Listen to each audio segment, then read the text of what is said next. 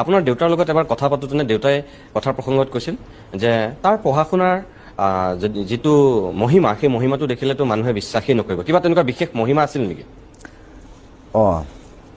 পঢ়াৰ আছে।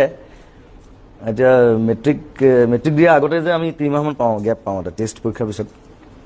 টেষ্টত মই 95% পাইছোঁ। বিৰাট ফূৰ্তি আৰু 95%। তেতিয়াতো ষ্টেণ্ড কৰিব বুলি ভাবিছিল চবেই? চবেই ভাবিছিলে মই ষ্টেণ্ড কৰিম বুলি ভাবিছিলে। লাষ্টত মই 70% পালোঁ, ফাৰ্ষ্ট ডিভিজন পালোঁ আৰু বছ।